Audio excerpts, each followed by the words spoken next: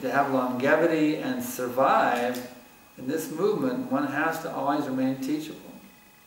If one thinks, well, now I'm not teachable anymore, now everyone should just be learning from me, I have nothing to learn from anyone, one will fall down very quickly in that position. One should always remain teachable. Everyone.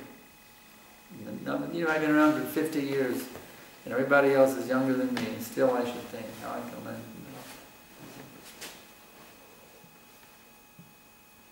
And how can I learn from this second generation? Actually, when I look at you second geners, I'm amazed. The first church geners, we had Prabhupada's association. That was a great encouragement. But you didn't have it. I'm thinking you're more advanced than us. You second geners are more advanced than us first geners, because you're giving your whole life without having met Prabhupada. So I'm very impressed by all of you. I take you as my superiors because you were able to come and dedicate your lives even without having met Srila Prabhupada. You're more advanced than me. You see, that's how I see it. So in this way, we should always feel ourselves meek and humble, and always see these are my Prabhus, and how I can learn from them, and how I can take advantage of their divine association to advance myself more and more on this pathway back to home, back to God. Any other questions?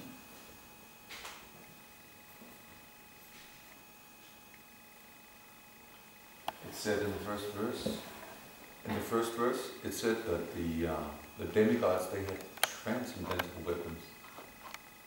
Today's the demigods charge the demon with their soldiers striking with their own transcendental. That's interesting. You heard nicely. How is it the demigods have transcendental bows and arrows and other weapons? How could they be transcendental under the demigods? The demigods, are the demigods transcendental, one could ask? What is the Sanskrit? Divya. This means divine. Very interesting. Why are they called divine or transcendental weapons?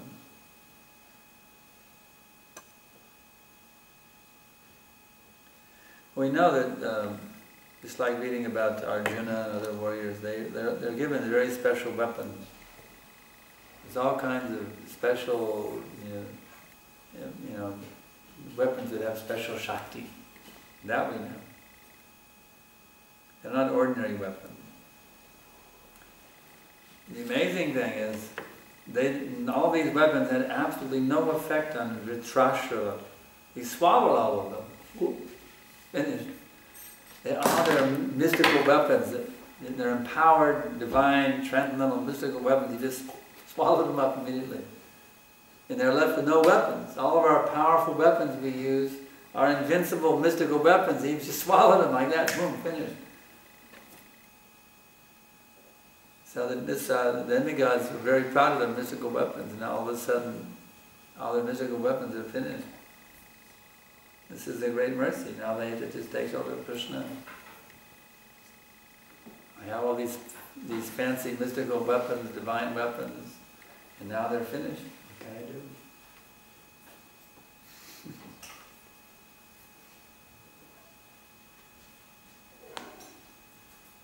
So sometimes it happens. One may have some great talent or ability, and then all of a sudden, it's taken away. It's special mercy.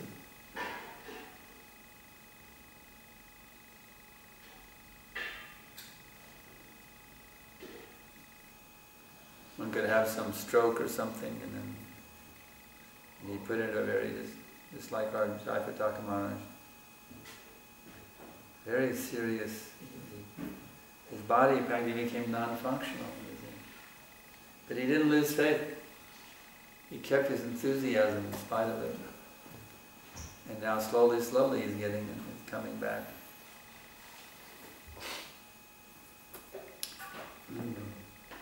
Valiant warrior.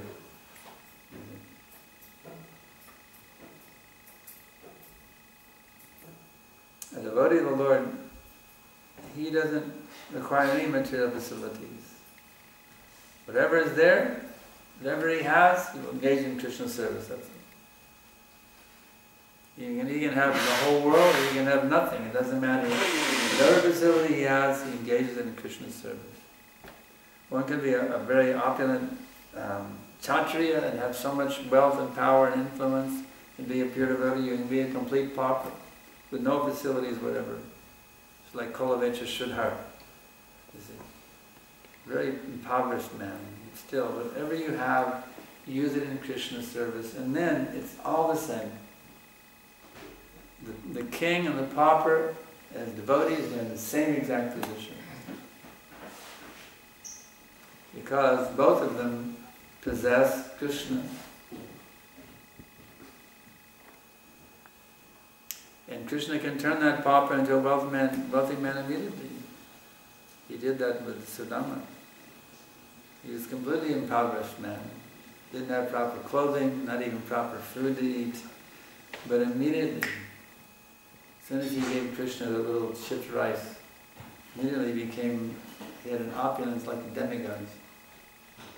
And he went back to his village, there was a big palace there.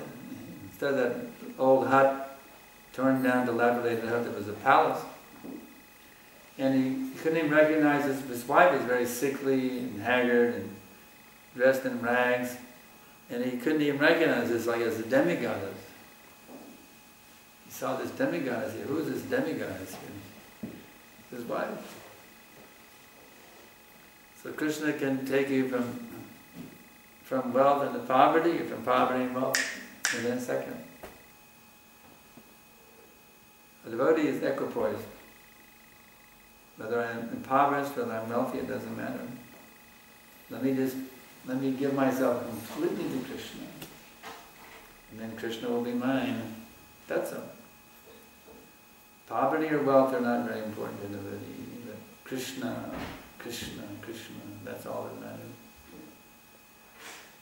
So we'll go ahead and stop here, and we thank you all very much for so kindly receiving us. My wife and I were very indebted to you all for so nicely receiving us with such open hearts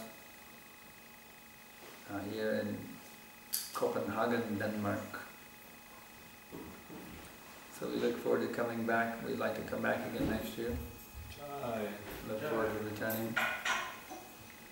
So please work together cooperatively. You have your regional secretary, the temple president. You have the orders of Prabhupada, you have the orders of your spiritual masters. Please work together very cooperatively to make this temple more and more glorious. That you can attract every single person here in Copenhagen to become Krishna conscious. Srila Prabhupada ki Jai! Space Sangha Sangha ki Jai!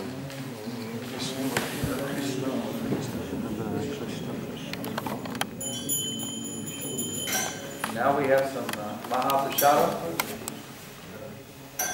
Everyone can come and get some Mahaprasada.